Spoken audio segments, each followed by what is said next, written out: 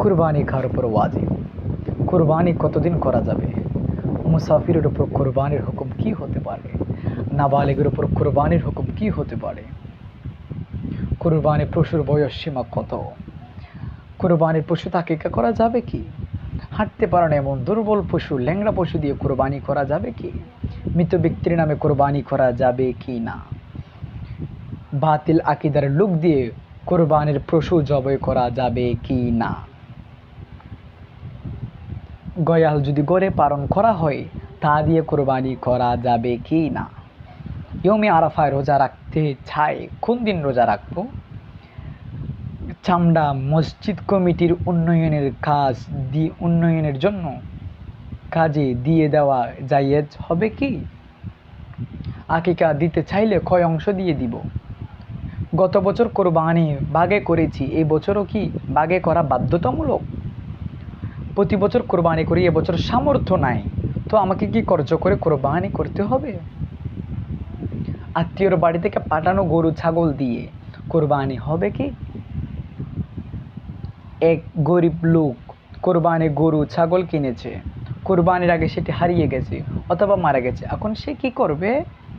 কোরবানির পশু দ্বারা লড়াই দিয়েছে, তাতে শিং ভেঙে গেছে, এখন এই গরু ধারা কোরবানি হবে কি?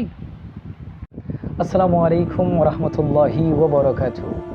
নাহমাদুহু ওয়া নুসাল্লিমু আলা রাসূলিহিল কারীম, আম্মা বাদ। আসসালাতু ওয়াসসালামু আলাইকা সাইয়্যিদি ইয়া রাসূলুল্লাহ, আসসালাতু ওয়াসসালামু আলাইকা সাইয়্যিদি ইয়া হাবিবাল্লাহ, ওয়া আলা আলিকা ওয়া আসহাবিকা সাইয়্যিদি ইয়া রাহমাতাল লিল আলামিন। কুরবানি কার উপর ওয়াজিব? কুরবানি কার উপর ওয়াজিব? যার কাছে 7.5 ভরি স্বর্ণ এবং 52 তোলা রৌপ্যের পরিমাণ সম্পদ আছে, তার উপর কোরবানি ওয়াজিব। তার উপর কোরবানি ওয়াজিব। কোরবানি কতদিন করা যাবে? কোরবানি 10 জিলহজ, 11 জিলহজ, 12 জিলহজ আপনি 3 দিন কোরবানি করতে পারবেন। কোনো কারণে যদি আপনি প্রথম দিন কোরবানি করতে না পারেন, আপনি দ্বিতীয় দিন কোরবানি করবেন। দ্বিতীয় দিন আপনি কোরবানি কোনো কারণে করতে না পারলে আপনি তৃতীয় দিন কোরবানি করবেন। রাসূল করিমের সুন্নাহ হচ্ছে 3 দিন কোরবানি করা যাবে। মুসাফিরের উপর কোরবানির হুকুম কি হতে পারে? মুসাফিরের উপর কোরবানি ওয়াজিব নয়। মুসাফির যদি নেশা পরিমাণ সম্পদের মালিক হয়েও তিনি কোরবানি করছেন, কিন্তু তার উপর কোরবানি ওয়াজিব নয়, তিনি সওয়াবের উদ্দেশ্যে কোরবানি করতে পারবেন, কোনো সমস্যা নেই, কিন্তু মুসাফিরের উপর কোরবানি ওয়াজিব নয়। নাবালিগের উপর কোরবানির হুকুম কি হতে পারে? নাবালিগের উপর কোরবানি ওয়াজিব নয়, কেননা সে বালেগ না হয় নাই, সেজন্য তার উপর কোরবানি ওয়াজিব নয়। কিন্তু এমনও হয় দেখি নাবালেগ কিন্তু সম্পদের মালিক, নেশা পরিমাণ সম্পদের মালিক, তারপরও নাবালিগের উপর কোরবানি ওয়াজিব নয়। কিন্তু এমনও দেখি পরিবারের মধ্যে কোরবানির আগের টাকা আসে না, সেই জন্য নাবালিগ তার ছেলের অ্যাকাউন্টে টাকা আছে, সে টাকা দিয়ে কোরবানির পশু কিনে এনেছে, ক্রয় করে এনেছে, সে পশু দিয়ে কোরবানি দিবে, কিন্তু এই কোরবানি হবে না। আপনাকে পরবর্তী কোরবানির পরে হোক ছেলের অ্যাকাউন্টে টাকা দিয়ে দিতে হবে, না দিলে আপনার কোরবানি হবে না। কোরবানির পশুর বয়স সীমা কত? কোরবানির পশুর বয়স সীমা হচ্ছে, যদি গরু হয় তাহলে 2 বছর, আর যদি ছাগল হয় তাহলে 1 বছর, আর যদি উট হয় তাহলে 5 বছর। আপনি গরু দেখতে গেছেন, যদি গরুর মধ্যে দেখছেন আপনি কি গরু যদি দেখছেন 2 বছর পূর্ণ হয়ে গেছে, কিন্তু একটু 19-20 হতে পারে, কিন্তু আপনার চোখে লাগতেছে 2 বছর হয়ে গেছে, তাহলে আপনি অনায়াসে নিতে পারবেন, সমস্যা নেই, কোরবানি হয়ে যাবে। ছাগল 1 বছর পূর্ণ হয়নি, একটু 19-20 এদিক ওদিক হইতে পারে, কিন্তু আপনার চোখে লাগতেছে 1 বছর পূর্ণ হয়েছে, তাহলে আপনি নিয়ে কোরবানি করতে পারবেন, আপনার কোরবানি হয়ে যাবে। উট মনে করেন 5 বছর পূর্ণ হয়নি, একটু এদিক ওদিক আছে, কিন্তু আপনি যদি উট ক্রয় করে নিয়ে ফেলেন আপনার কোরবানি হয়ে যাবে। হাঁটতে পারে না এমন দুর্বল পশু, ল্যাংড়া পশু দিয়ে কোরবানি করা যাবে কি না? আসলে একটা কথা হচ্ছে, এটা হচ্ছে আপনি টাকা দিয়ে গরু কিনবেন, আল্লাহর ওয়াস্তে কোরবানি দিবেন, এই কোরবানি কি আপনি ল্যাংড়া গরু নিবেন? ল্যাংড়া পশু কুরুসুখ ধরেছে এরকম পশুকে নিবেন? কেন নিবেন? আপনি টাকা দিয়ে নিচ্ছেন, আল্লাহর ওয়াস্তে আল্লাহর তরিকার মধ্যে দিবেন, ওয়াজিব। এই জিনিসটা আপনি সুন্দরভাবে সবলভাবে একটা পশু যদি না নেন, তাহলে এটা মানানসই হয়, আর এটা তো আল্লাহর দরবারে কবুল হবে না। এই আপনার কোরবানি হবে না। আপনি লাখ টাকা দিয়ে গরু কিনেন, যদি লেক না কিনেন, সবল না কিনেন, দুর্বল কিনেন, এই কোরবানি আল্লাহর দরবারে কবুল হবে না। কোরবানির পশুটাকে আগে করা যাবে। রসুল করিম সাল্লাল্লাহু আলাইহি ইসলামের হাদিস মোতাবেক কোরবানির পশু দিয়ে আকিকা করা যাবে। অনায়াসে আপনি কোরবানি করতে পারবেন, কোনো সমস্যা নাই। বাতিল আকিদার লোক দিয়ে কোরবানি করা যাবে কি না? বাতিল আকিদার লোক দিয়ে কোরবানির পশু জবাই করা যাবে কিনা? না, যাবে না। বাতিল আকিদার পিছনে যেহেতু নামাজ পড়া জায়েজ নাই, সেহেতু বাতিল আকিদা দিয়ে গরু পশু জবাই করবেন না। আপনি নিজেই আপনার নিজের পরিবার থেকে নিজেকেও জবাই করবেন, এটাই উত্তম, এটাই উত্তম। আর গয়াল দিয়ে গরু পালন, গয়াল যদি করে পালন করা হয় তা দিয়ে কোরবানি হবে কি না? গয়াল দিয়ে কোরবানি হবে না। গয়াল যদি করে পালনও করে তাহলে গয়াল দিয়ে কোরবানি হবে না, কারণ এগুলা মূলত গৃহপালিত পশু না, এগুলা মূলত গৃহপালিত পশু না, সেই জন্য গয়াল দিয়ে কোরবানি হবে না। ইয়মে আরাফা রোজা রাখতে চাই, কোন দিন রোজা রাখবো? ইয়মে আরাফা কোরবানের আগের দিন, অর্থাৎ 9 জিলহজ, এই বছরের রবিবারটা আপনি রোজা রাখবেন। 9 জিলহজ ইয়মে আরাফা রোজাটা আপনি রাখবেন। চামড়া মসজিদ কমিটিকে উন্নয়ন কাজে দিয়ে দেওয়া জায়েজ হবে কি? হ্যাঁ, চামড়া যেহেতু নিজের কাজে ব্যবহার করা জায়েজ, তাই জায়েজ না, তাই মসজিদে দিয়ে দেওয়া জায়েজ, মসজিদে দিয়ে দেওয়া জায়েজ। তবে বিক্রয় লব্ধ টাকা মসজিদে দিতে পারবেন না, তা গরিব মিসকিন এতিমকে দিতে হবে। আপনি বিক্রি করে টাকাটা মসজিদে দিতে পারবেন না, এটা গরিব মিসকিনকে দিতে হবে। আপনি চামড়ে মসজিদের কাজের জন্য দিতে পারবেন, অনায়াসে দিতে পারবেন, কোনো সমস্যা নাই। আকিকা দিতে চাইলে কয় অংশ দিয়ে আকিকা দিব? আকিকা আপনি গরুর 3 ভাগ থেকে 1 ভাগ আপনি আকিকা দিতে পারবেন, সমস্যা নেই। 1 ভাগ দিলে হবে, 1 ভাগ দিলেই আপনার আকিকা হয়ে যাবে।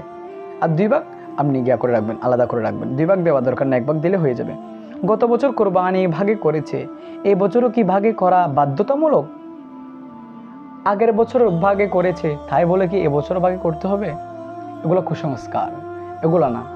আপনি আগের বছর ভাগে করেছেন, আপনার তৌফিক যতটুকু ছিল, এই বছর আপনার তৌফিক একটা গরু দিয়ে হয়েছে, সেজন্য আপনি একটা গরু দিয়ে করবেন, ভাগে করবেন না। আপনার তৌফিক হয়েছে আপনি একটা গরু দিয়ে করবেন, তাহলে আপনি একটা গরু দিয়ে করবেন, ভাগে করবেন না। এটা সমস্যা নেই, ভাগে করতে পারবেন, ভাগে করতে হবে না। প্রতি বছর কোরবানি করি, এবছর সামর্থ্য নাই, তো আমাকে কি কর্জ করে কোরবানি করতে হবে? কেন? আপনি কি কর্জ করে লোক দেখানোর জন্য কোরবানি দিবেন? না না না, আপনি তো আল্লাহর জন্য।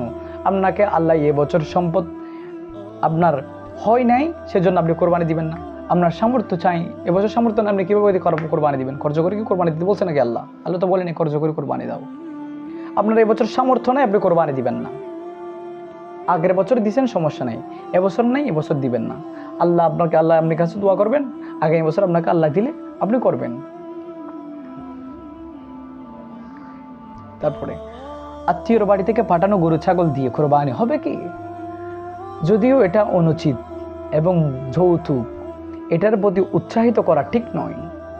কেননা আত্মীয়র বাড়ি থেকে, এখন তো অনেকে হয় শ্বশুর বাড়ি থেকে গরু পাঠাও, মেয়ের শ্বশুর বাড়ি থেকে গরু না পাঠালে মেয়েকে জ্বালা যন্ত্রণা করে।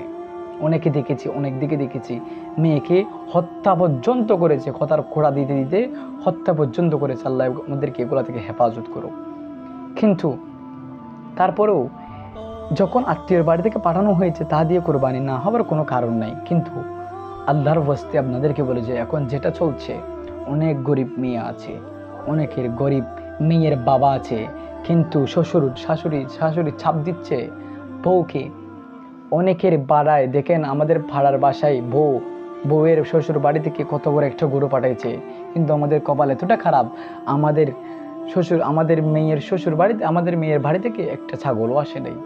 কোটা দিতে দিতে মেয়েকে লাঞ্ছিত করতেছে। আল্লাহ আমাদেরকে এগুলা থেকে হেফাজত করুক। কিন্তু অনায়াসে কোরবানি না হওয়ার কোনো কারণ নাই। কিন্তু এটা যৌতুক, এটা হচ্ছে ভিক্ষার মতো, ফকিরের মতো, একটা লাসারার মতো, খোঁজার মতো হয়েছে।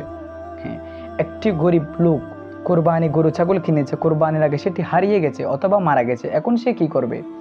হ্যাঁ, তাকে কর্জ করে আরেকটা গরু ছাগল আগের মূল্যে কিনে কোরবানি করতে হবে। পরে হারিয়ে যাওয়া গরুটা পাওয়া গেলে সেটাও কোরবানি দিতে হবে।